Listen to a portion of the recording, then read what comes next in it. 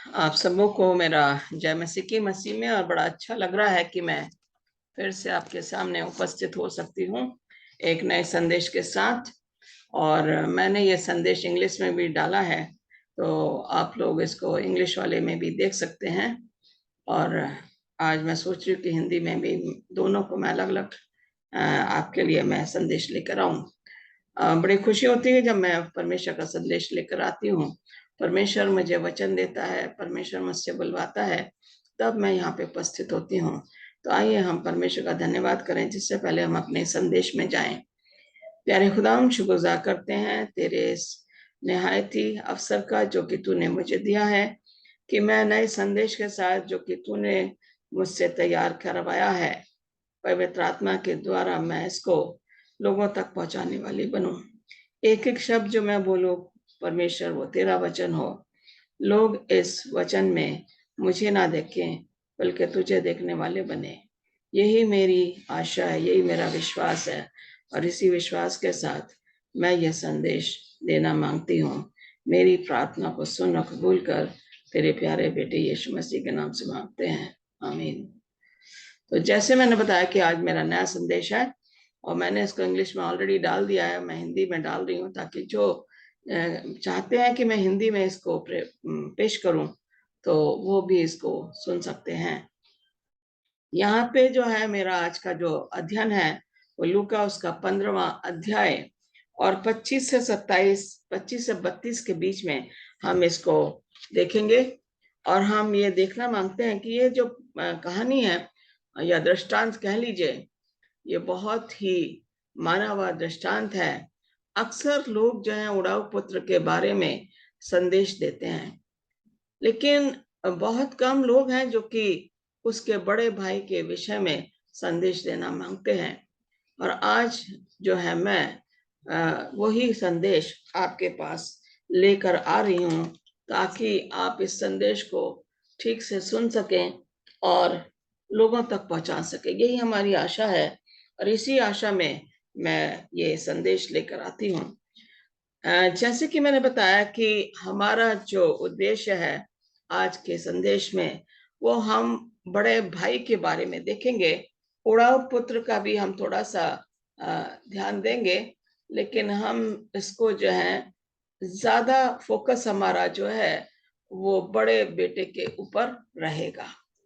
तो जब हम ये देख रहे हैं कि उड़ाऊ पुत्र, ओल्डर सन और बड़ा बेटा, जैसे मैंने लिखा है कि ये जो उड़ाऊ बेटे का जो बड़ा भाई है, उसका स्वभाव छोटे भाई से बहुत ही अलग था या भिन्न था।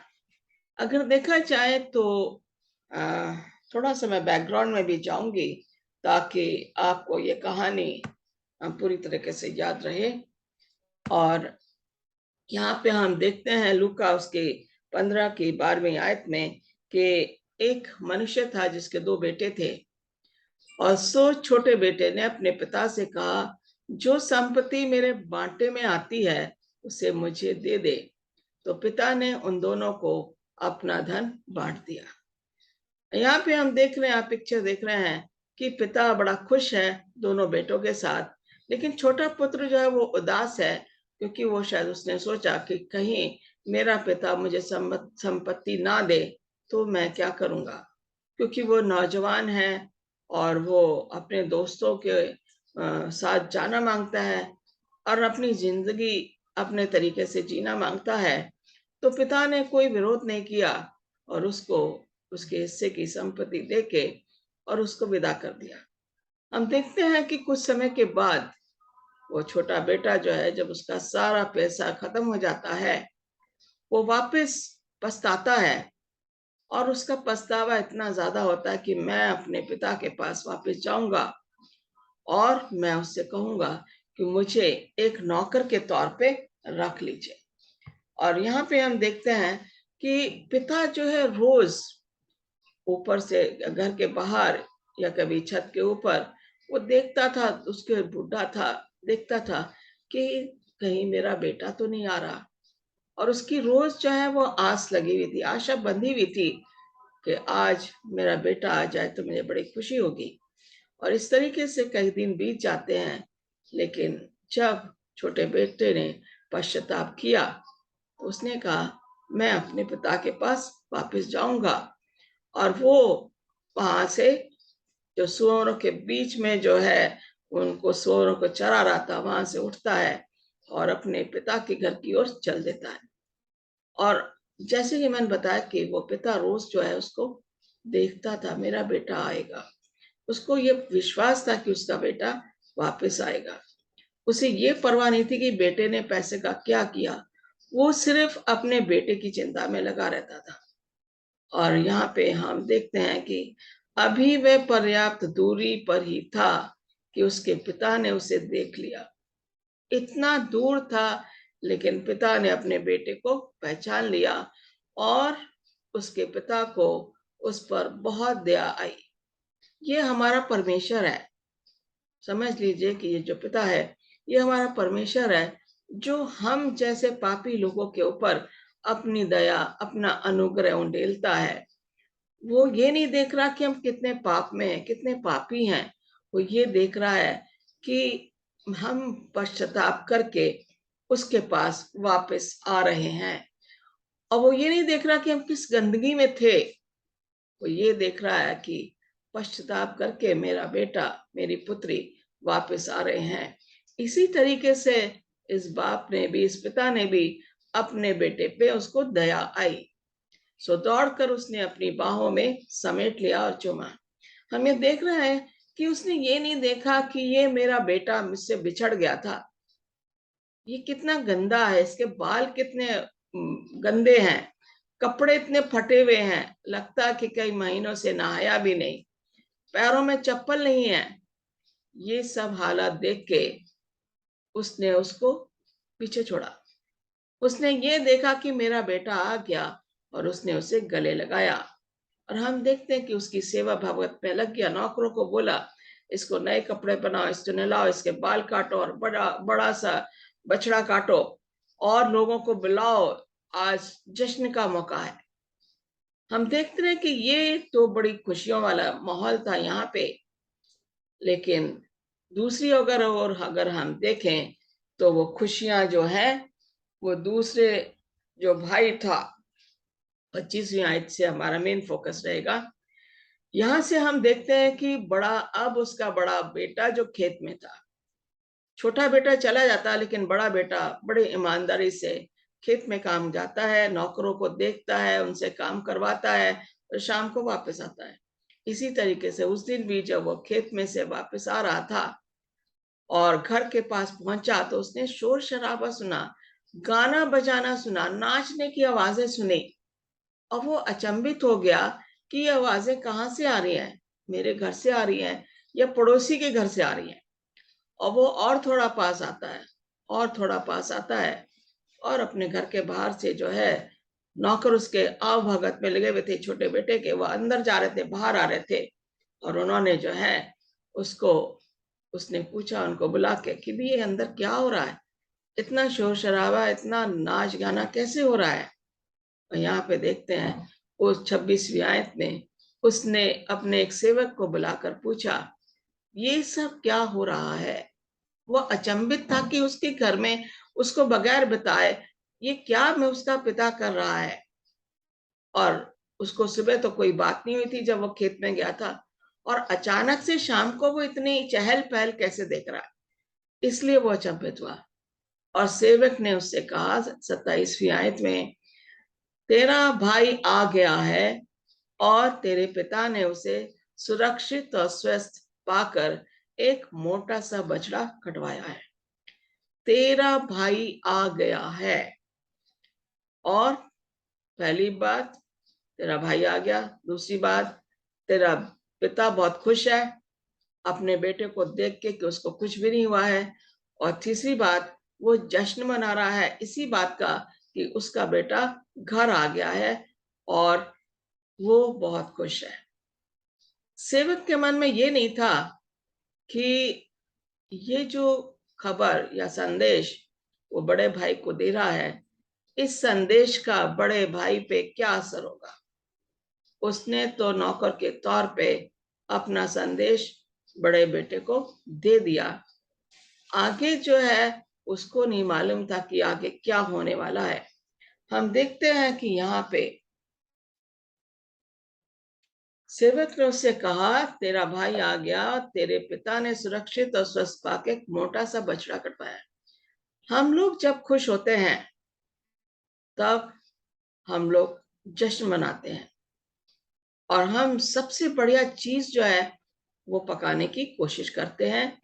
सबसे क्लोज जो हमारे निकट संबंधी हैं, निकट मित्र हैं, उनको हम बुलाते हैं इस जश्न में शामिल होने के लिए। और हमारा पिता परमेश्वर जब एक पापी मनुष्य जब पश्चाताप करता है और अपने पापों की क्षमा मांगता है, तो स्वर्ग में इसी तरह का जश्न होता है, जैसे कि हम अपने घरों में कुछ चीजों में हम जश्न मनाते हैं। अक्सर हम जब बर्थडे पार्टीज होती है, या किसी की मैरिज एनिवर्सरी है, और या छोटे बच्चे का जन्मदिन है, या किसी घर में बेटा या बेटी पैदा हुआ है, तो जश्न का माहौल बन जाता है। और फिर हम सब भूल जाते हैं जो हमारे पास दुख थे। और परमेश्वर भी इसी तरह का कहा है, जब हम परमेश्वर के पास जाते हैं अपने पापों का प्रायश्चित करके, अपने पापों की क्षमा मांग के, स्वर्ग में एक भी पापी जो पश्चाताप करके मसीह के पास आता है, वहां भी जश्न मनाया जाता है। लेकिन यहाँ पे हम ये देख रहे हैं कि जश्न तो हो रहा है और अंदर सब खुश है, उसका पिता भी खुश है, छोटा बेटा भी खुश है, और जो आस पड़ोस के लोग हैं वो भी खुश हैं, माहौल बहुत अच्छा है। लेकिन दूसरे के बड़े बेटे के मन में चहल पहल मची हुई है, उसको समझ नहीं आ रहा कि ये ऐसे कैसा हो रहा है। बड़ा भाई आग बबला हो उठा, वह भीतर जाना तक नहीं चाहता था। सो उसके पिता ने बाहर आके उसे समझाया और बुझाया, पर उसने पिता को उत्तर दिया, देख मैं बरसों से तेरी सेवा करता आ रहा हूं। अब यहाँ पे अजीजों हमें देखने वाली बात है कि ये जो बड़ा भाई है वो कह रहा है कि उसे गुस्सा आ गया। उसने कहा कि वो अंदर नहीं जाना मांग रहा था। अब अंदर क्यों नहीं जाना मांग रहा है? क्योंकि अंदर उसका भाई है जिसको वो अपना भाई कहना नहीं मांग रहा है। और आगे चल के देखेंगे तो उसे गुस्सा आता, पिता उसको बड़ा समझाता है। यहाँ पे देखता, पर उसने पिता को उत्तर दिया, देख मैं बरसों से तेरी सेवा करता आ रहा हूं, मैंने तेरी किसी भी आज्ञा का विरोध नहीं किया, पर तूने मुझे तो कभी एक बकरी तक नहीं दी कि मैं अपने मित्रों के साथ कोई आनंद मना सकता। पर जब तेरा यह बेटा आया जिसने वेश्याओं में तेरा धन उड़ा दिया, उसके लिए तूने मोटा ताजा बछड़ा मरवाया। थोड़ा सा गौर हम इस बड़े बेटे के ऊपर हम देखेंगे कि ये क्या अपने पिता को बताना है। कह रहा है, देख मैं बरसों से तेरी सेवा करता आ रहा हूं। वो शायद ये भूल रहा था कि वो सेवा कर रहा है तो पिता के बाद सारा कुछ तो उसका ही होने वाला है। और वो जो है पिता के लिए नहीं कर रहा था, वो अपने लिए कर रहा था। उसके मन में जो है वो घमंड था, लेकिन वो अपने आप को क्या कह रहा था कि तूने मुझे एक भी बकरी नहीं दी। क्या उसको जरूरत थी वो बकरी वहां से लेने के लिए और अपने पिता से उसकी आज्ञा मांगने के लिए कि मुझे आज एक बकरी दे दो, मैं अपने दोस्तों में जाके जश्न मनाऊंगा। मैं सोचती हूँ उसे जरूरत नहीं थी, सारा कुछ तो उसी का था। वो तो कभी भी एक बकरी या एक बछड़ा या कुछ भी लेके अपने दोस्तों में ऐश कर सकता था। लेकिन नहीं, वो यहाँ पे पिता को दिखाना मांग रहा है कि किस तरीके का वो लोग था। अगर अजीजों हम देखें, ये दो भाई हैं, छोटा और बड़ा। छोटा भाई जो है उसने पछतावा किया और वो वापस आ गया, उसने स्वर्ग का मार्ग चुना। लेकिन बड़ा भाई घर में रहते हुए घर से बाहर आ गया। हम ये देखते हैं कि योना जो था, जब उसे बोला गया कि निनवे जाना है, और निनवे वो जाने के बजाय वो तार्शीश के लिए उसने जहाज में बैठ गया। और फिर जो है वो जब वहां पे तूफान आता तो उसे पानी में डाल दिया जाता है, और जहाँ पे कि एक बड़ी सी मछली ने उसे निगल लिया, और वहां से उसने परमेश्वर को पुकारा, और परमेश्वर ने उसकी प्रार्थना को सुना और मछली ने बाहर उसको उगल दिया। लेकिन उसे फिर भी निनवे जाना था, क्योंकि परमेश्वर की आज्ञा थी। परमेश्वर चाहता है हम उसकी आज्ञा का पालन करें, और वो गया। उसने प्रॉमिस किया था कि परमेश्वर तू मुझे जहां भेजेगा मैं वहां जाऊंगा। मछली के पेट से उसने परमेश्वर को पुकारा, और परमेश्वर ने उसकी सुधि ली, और वो निनवे जाता है। अब निनवे जाके उसने 40 दिन बोला कि 40 दिन है तुम्हारे पास, परमेश्वर के अब रास्ते पे चलो, परमेश्वर के मार्ग को चुनो। और वहां का जो राजा था निनवे का, और उसके बैल बकरी गाय भेड़ जितने भी थे, और जितने राज्य के लोग थे, सब ने उपवास किया।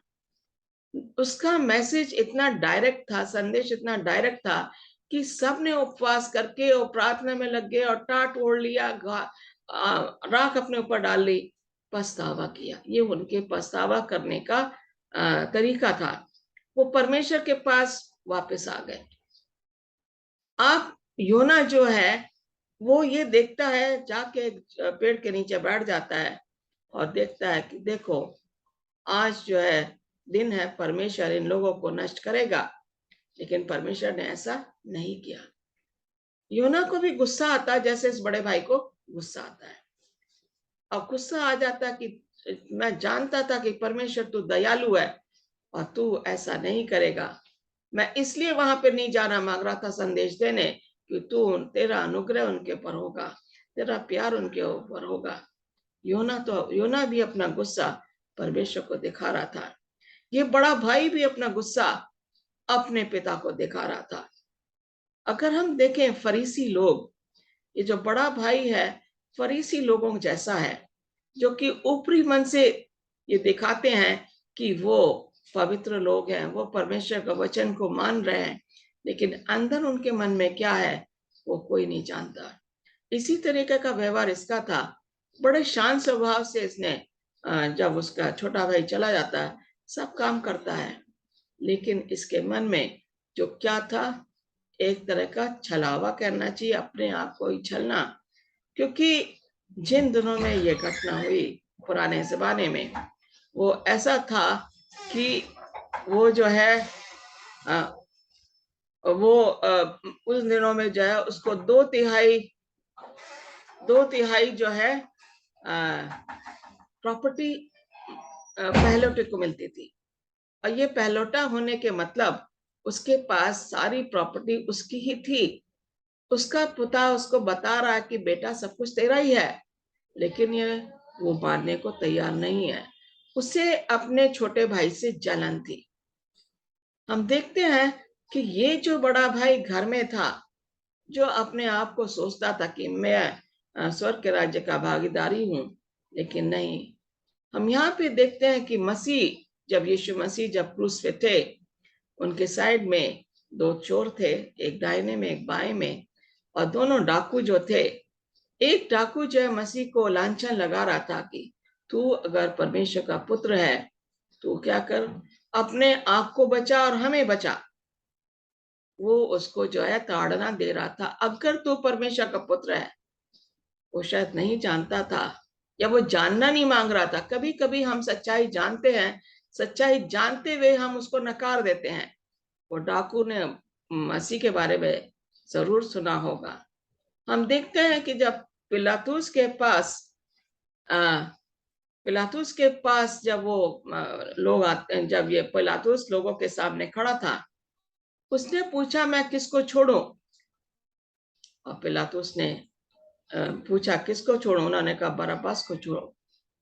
वो लोग मसीह की मौत से देखते हुए, मसीह के वचन को सुनते हुए, आज वो ही भीड़ है जो कि कह रही है कि बरअब्बास को छोड़ दो और मसीह को क्रूस पे चढ़ाओ, इसका खून हम पे और हमारे बच्चों पे आना चाहिए।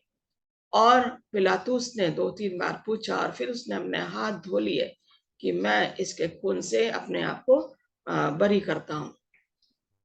लेकिन जो दूसरा डाकू था, उसने देखा, उसने उसको बोला, हम तो अपने किए की सजा पा रहे हैं, हम सही पा रहे हैं, लेकिन ये तो एक निर्दोष इंसान है, इसने तो कुछ भी नहीं किया, इसने तो सारे अच्छे काम ही किए हैं, लोग इसको ताड़ना दे रहे हैं, ये बिना पर उसके पाप किए हुए ये सदा भुगत रहा है। और फिर कहता है, हे प्रभु, जब तू अपने बादशाह में आए तो मेरी सुधि लेना। और यीशु मसीह ने उससे कहा, मैं तो उससे आज ही कहता हूं कि तू मेरे साथ स्वर्ग लोक में होगा, स्वर्ग में होगा। 2 डाकू हैं, एक मसीह को लांछन लगा रहा है, दूसरा मसीह से कह रहा है उसने स्वर्ग का रास्ता चुन लिया, क्रूस पर है, उसे मरना है क्रूस पे, लेकिन मरने से पहले इस डाकू ने अपना पछतावा करके और मसीह ने उसको एकदम उसको उद्धार का रास्ता दिया, उससे वायदा किया कि तू मेरे साथ कहाँ होगा, स्वर्ग में होगा। हम देखते हैं अच्छाई और बुराई एक साथ नहीं रह सकती। ये जो बेटा है, ये कह रहा है कि पर 3वीं आयत में देखें, पर जब तेरा ये बेटा आया जिसने वेश्याओं में तेरा धन उड़ा दिया।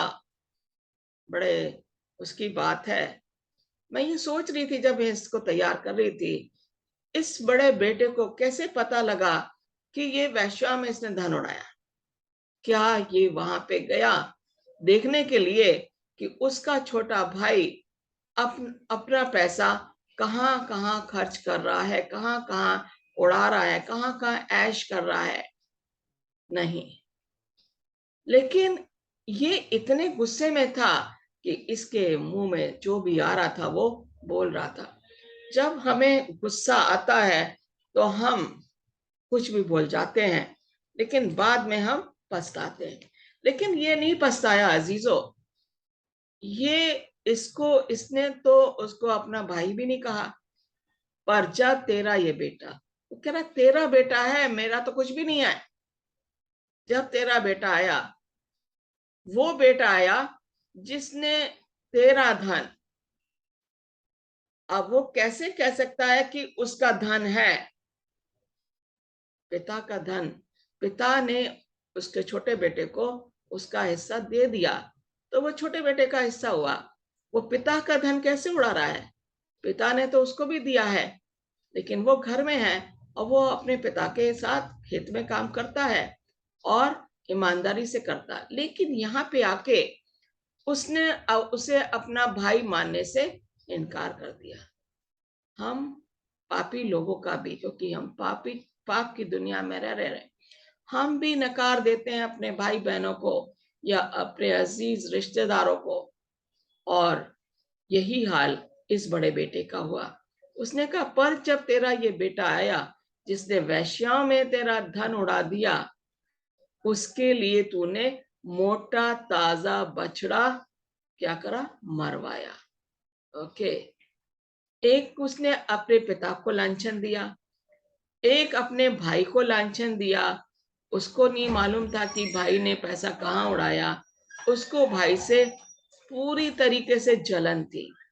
वो नहीं चाहता था कि ये भाई यहाँ पे रहे। वो अंदर इसलिए नहीं जा रहा था कि वो चाहता था कि छोटा भाई घर से बाहर चला जाए। पिता बहुत खुश था और वो चाहता था कि दोनों बेटे उसके साथ रहें। वो नहीं चाहता था कि एक बेटा बाहर रहे और एक बेटा अंदर रहे। छोटे बेटे ने पछतावा करके पिता से माफी मांगी। बड़े बेटा घर के अंदर होते हुए उसके पास सब कुछ था, सब कुछ होते हुए उसने सब गंवा दिया। क्यों? क्योंकि वो अंदर नहीं गया, उसने अपने भाई को एक्सेप्ट नहीं किया। जब उसने अपने भाई को भाई के तौर पे नहीं समझा, अपने पिता की उसने बेइज्जती की। इतने लोग खड़े होंगे जब वो ये बाहर का माहौल, आप जानते हैं कि घर के बाहर अगर आपस में 2 लोग गुस्से में बात कर रहे हैं तो पूरी की पूरी भीड़ इकट्ठी हो जाती है। इस बेटे ने ये भी नहीं सोचा कि मैं अपने पिता की बेइज्जती क्यों कर रहा हूं। ये पिता जिसने मुझे बचपन से पाला है, जिसने मेरी देखभाल की है, सब चीजों की मेरे को इसने दे रखा है, उसने ये भी नहीं सोचा और अपने पिता की उसने बेइज्जती करी। जब हम अपने भाइयों की, अपने बहनों की बेइज्जती करते हैं अजीजों, तो हम परमेश्वर की बेइज्जती करते हैं। हम अपने आप को मसीही कह के हम दूसरे को नकार कैसे सकते हैं।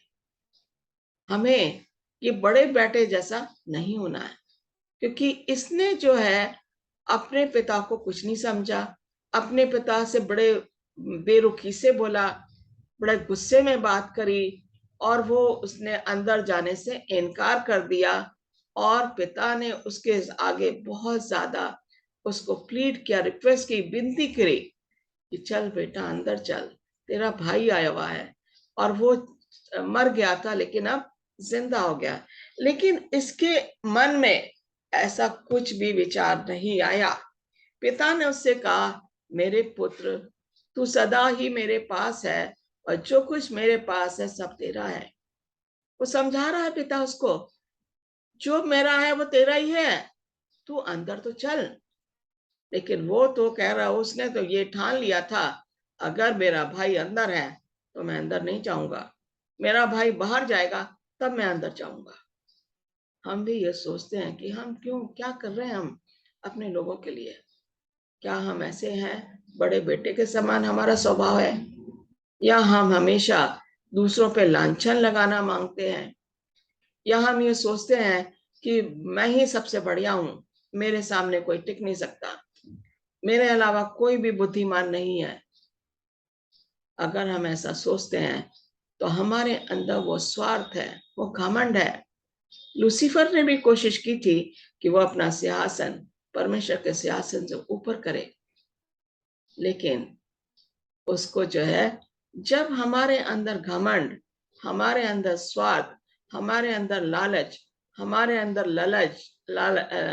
जलन, हमारे अंदर द्वेष, जब ये चीजें हमारे अंदर आ जाती हैं तो हमारा पतन स्वाभाविक तौर पे हो जाता है।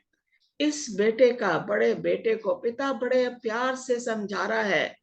वो कह रहा है, हमें, किंतु हमें प्रसन्न होना चाहिए और उत्सव मनाना चाहिए, क्योंकि तेरा ये भाई जो मर गया था अब फिर जीवित हो गया है। वो कह रहा, मैंने आशा खो दी थी तेरे भाई के लिए, तेरा भाई, हमें खुश होना चाहिए दोनों को। वो छोटा है और छोटे होने के नाते वो बता रहा है कि हमें उसको माफ करना चाहिए, तुझे भी माफ करना चाहिए, क्योंकि मैंने अपने बेटे को माफ कर लिया, मैंने अपने बेटे को एक्सेप्ट कर लिया है।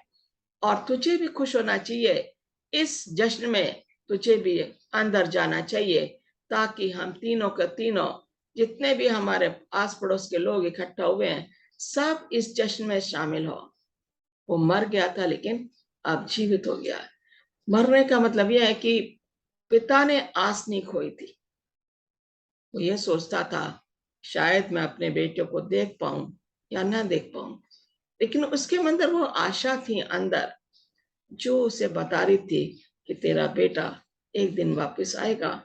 और उसी आशा में वो अपने घर के बाहर खड़े होके और दूर तक देखता था कि किस रास्ते से मेरा बेटा आ रहा है। परमेश्वर हमें ऐसे ही देख रहा है कि हम कब अपने पापों से पश्चाताप करके उसके पास आए। उसने अपनी बाहें आपके और मेरे लिए खोली हुई हैं। कह रहा है, जो खो गया था वो फिर मिल गया। परमेश्वर बड़ा खुश होता है जब हम खो जाते हैं और फिर वापस उसके पास आते हैं। जब हम खो जाते हैं परमेश्वर दुखी हो जाता है, लेकिन जब हम पश्चाताप करके माफी मांग के परमेश्वर के पास आते हैं तो उसके घर में जश्न मनाया जाता है। और उसने हमसे वायदा किया है कि जहां मैं रहूंगा वहां तुम भी रहोगे। यूहन्ना 14:1-3 में उसने कहा है, मैं जाता हूं और तुम्हारे लिए जगह तैयार कर रहा हूं। वो जगह हम लोगों के लिए है, वो जगह हम चुने हुए लोगों के लिए, परमेश्वर के चुने हुए लोग हैं। भाइयों, हमें बड़े बेटे जैसा स्वभाव नहीं रखना है, हमें छोटे बेटे जैसा बनना है। पश्चाताप और माफी परमेश्वर हमें हर पल देता है और अपनी आशीषों से हमारे घरों में नवाजता है और हमारे घर में खुशियां रहती हैं जब परमेश्वर हमारे साथ है। परमेश्वर आपको आशीष दे। और एक हम प्रार्थना करेंगे। प्यारे खुदा, हम शुक्रगुजार करते हैं, एक बार फिर से तेरे पास आते हैं। तूने ये मौका दिया कि हम तेरे पास आके तेरे वचन को लोगों तक पहुंचा सकते हैं। खुदा, जितने भी इस वचन को सुने वो मुझे ना देखें बल्कि तुझे देखने वाले बने, तेरे इस संदेश को ग्रहण करने वाले बने और अपने आप को नए तरह से तेरे आगे समर्पित कर सकें। उनके परिवारों में तू शांति दे, उनको हर दुख मुसीबत से बचा के रख, हर चीज से उन्हें बहुतायत से उनके घरों में रहे, ताकि उनके घर में किसी भी चीज की कमी ना हो। अगर कोई बीमार है उसके लिए भी मैं प्रार्थना करती हूँ, उसको चंगा कर ताकि वो चंगा होके तेरे नाम की गवाही दे सके। यही मेरी प्रार्थना है, सुनो ग्रहण कर। आमीन। आमीन। Thank you and God bless you. आपको ईश्वर आशीष दे।